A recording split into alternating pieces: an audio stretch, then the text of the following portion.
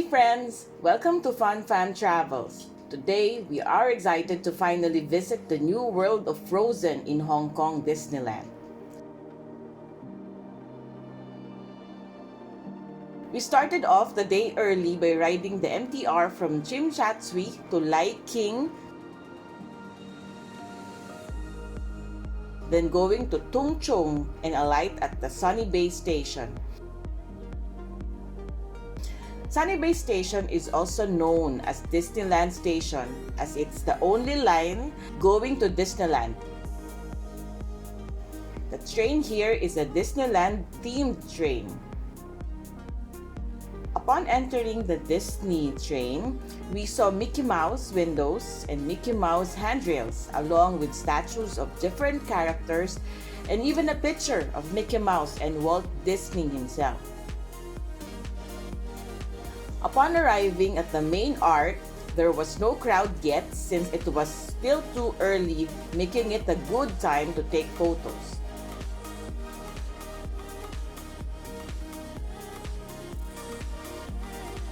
But before we continue, for more family-friendly travel tips and experience, make sure you subscribe to this channel by clicking subscribe button below and click the bell icon.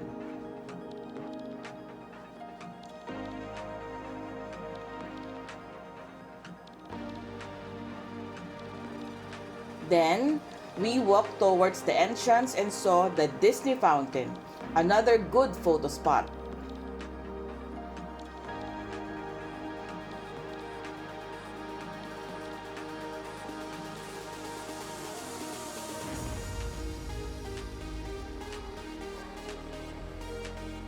We availed of the early pass ticket via Klook so we can get inside Disneyland at 9 a.m. This is an hour earlier than the usual opening time.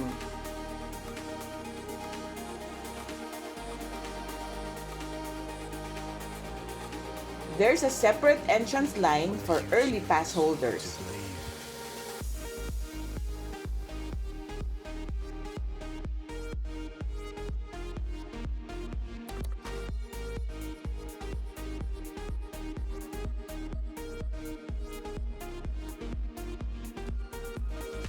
Our first destination is World of Frozen, the newest attraction in Disneyland Hong Kong.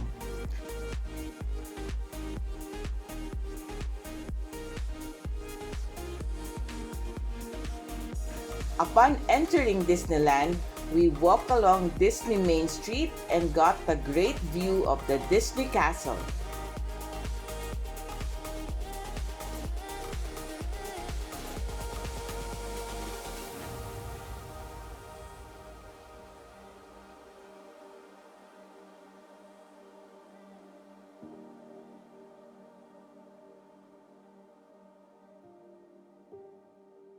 A perfect time to take photos near the castle since we are so early.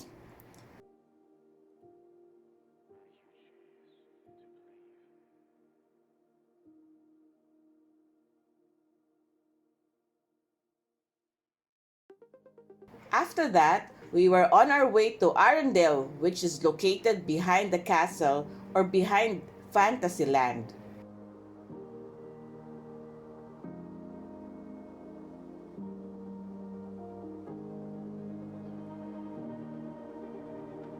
We walked through the castle going to Fantasyland.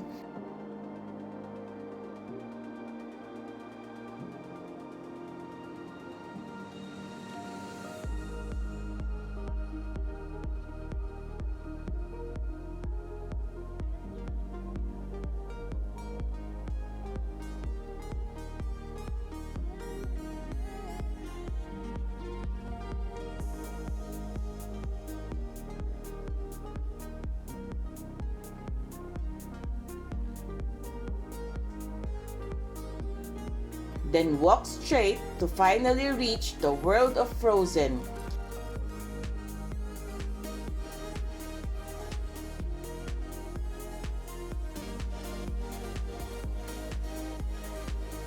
This is the Kingdom of Arendelle, the home of Anna and Elsa. You'll be amazed on how Arendelle looks like how it's seen in the movie.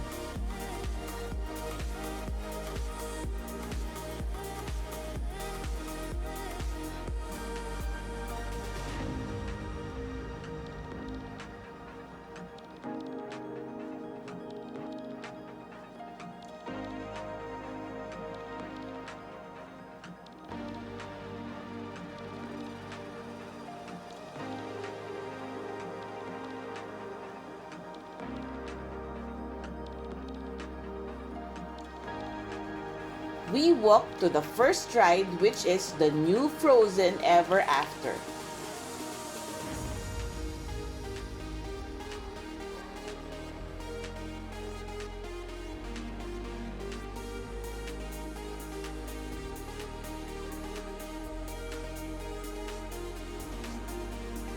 Frozen Ever After is a boat ride that takes you on a musical journey featuring amazing animatronics and songs from the movie like Do You Want to Build a Snowman, Let It Go, and many other songs.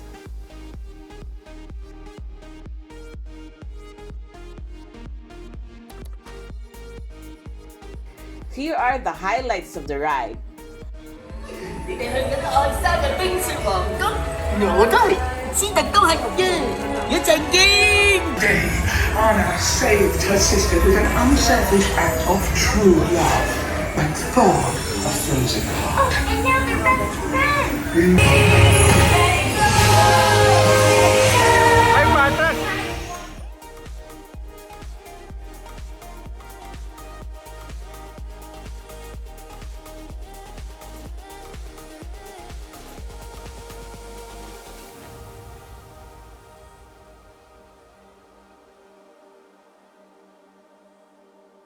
After the ride, we walked to the next ride, which is the Wandering Oaken Sliding Sleigh.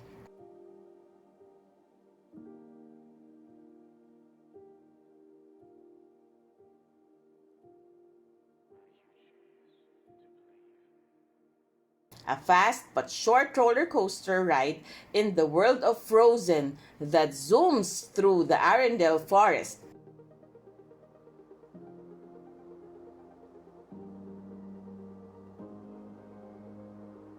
Here are the highlights of Sliding Sleigh's roller coaster.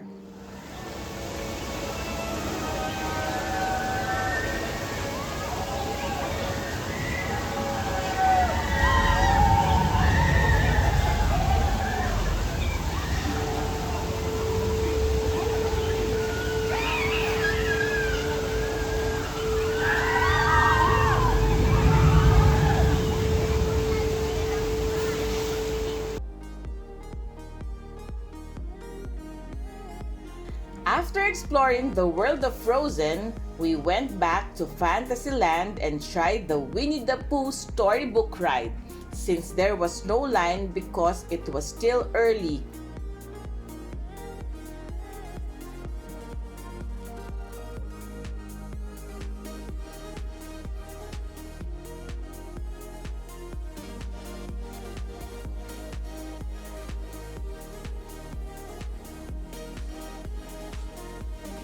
Happy to see Pooh, Piglet, Tigger, Eeyore inside the ride.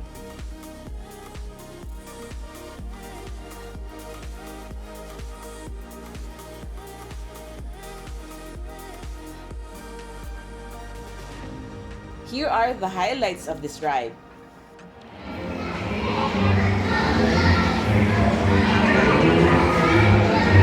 One day in the 100-acre wood.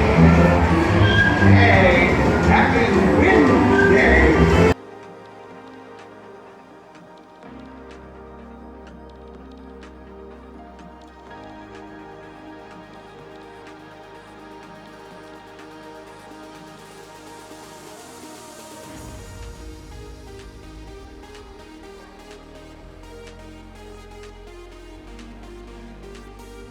Our next destination is It's a Small World boat ride, which features animatronics that represents different countries and characters such as Aladdin and Jasmine, an African themed segment, Jessie and Woody, a Japanese theme, Filipino theme, and Lilo and Stitch.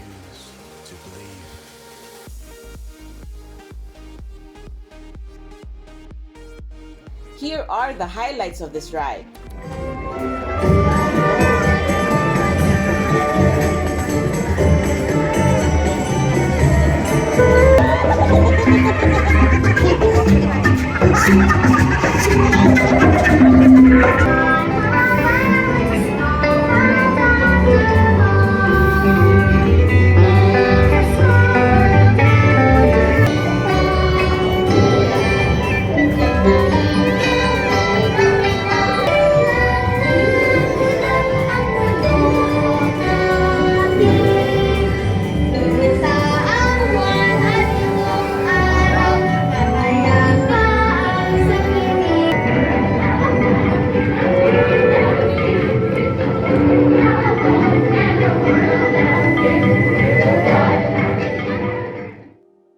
It was lunchtime, so we proceeded to the Royal Banquet Hall. We also purchased our meal vouchers via Klook.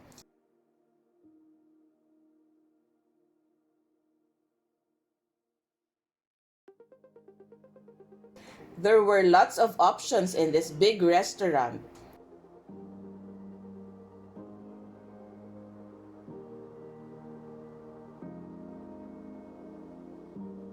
We ordered baked pork chops plus side dishes in the international section.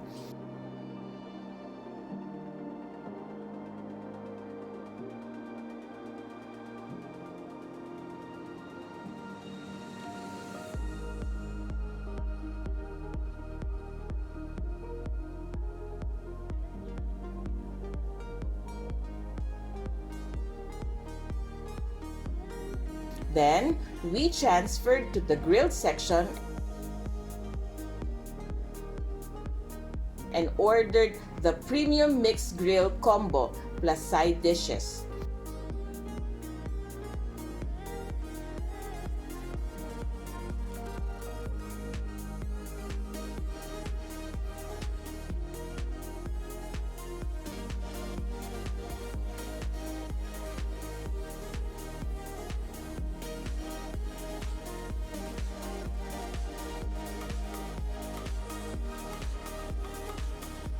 The food had big servings, so it was enough for the whole family. The food was tasty and delicious.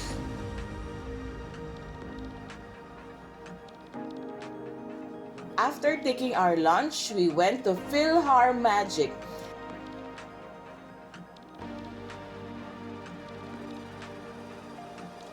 This is a 4D theater beside the banquet hall.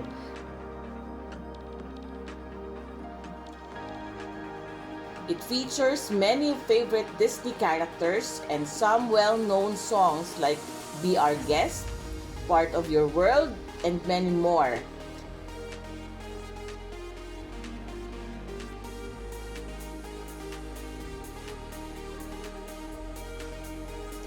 This is the perfect attraction after having lunch, as you can relax while watching Mickey and friends perform in the orchestra.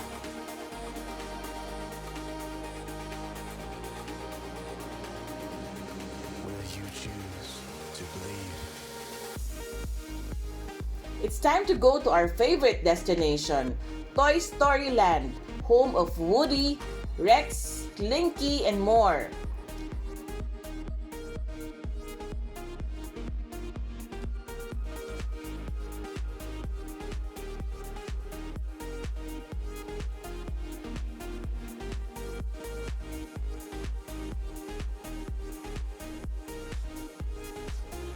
We managed to catch a photo with Jessie of Toy Story in the Barrel of Fun.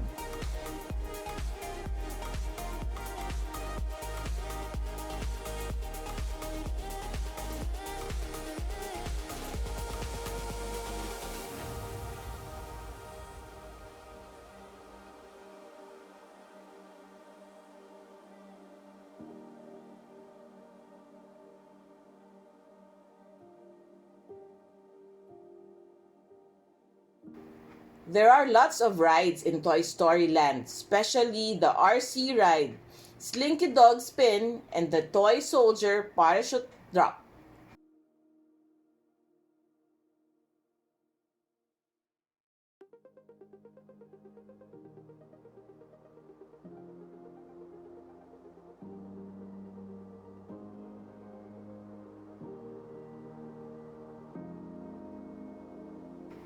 Toy Story Land always manages to amaze us because of the breathtaking decor, making it seem like we're walking around the world of toys.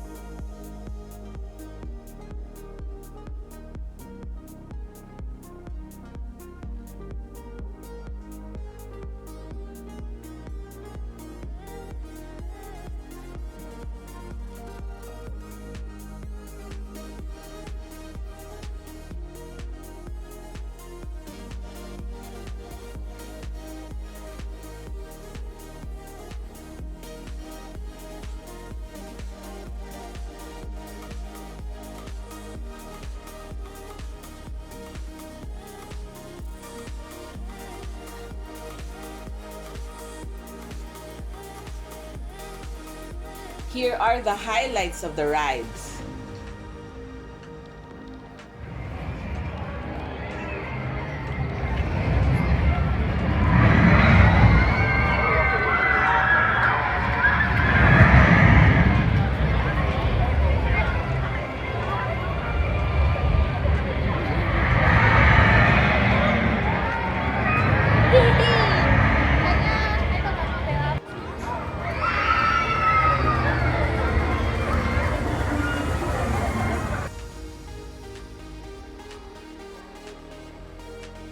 Next stop was Adventureland and Walk to the Jungle Junction to watch a show called Moana, a homecoming celebration where Moana retells her journey and adventure in restoring the heart of Te Fiti. Here are the highlights of the show. Welcome home, our very own Moana!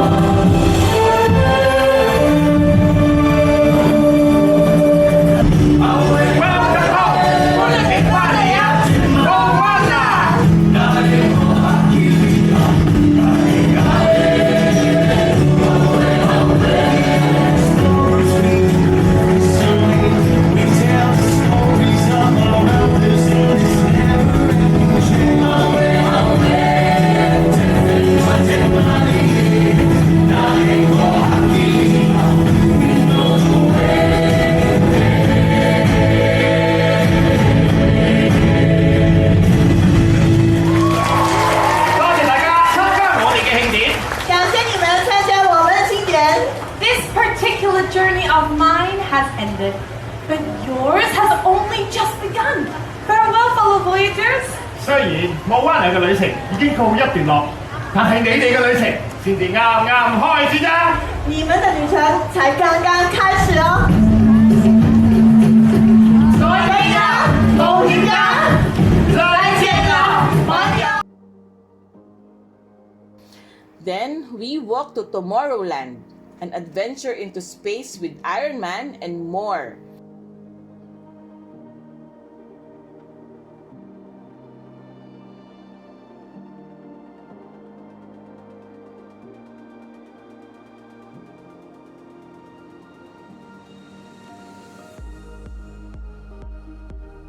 Our first stop is to try out the Ant-Man and the Wasp Nano Battle Ride.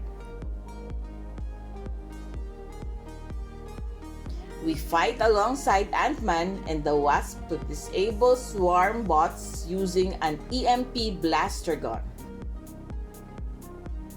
The line was long and took us about 30 minutes to reach the ride.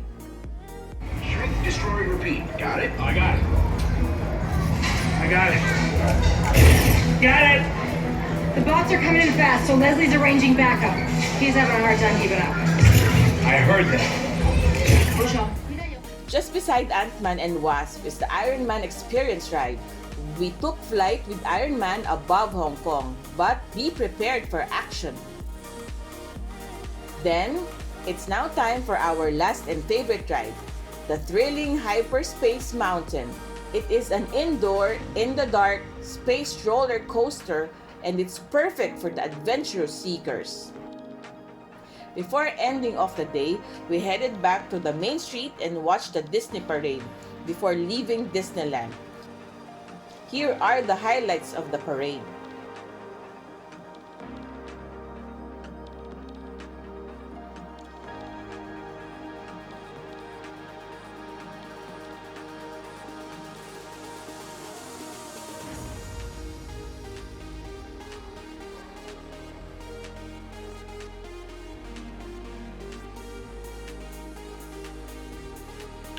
Disneyland is always a fun experience, although it's really very tiring.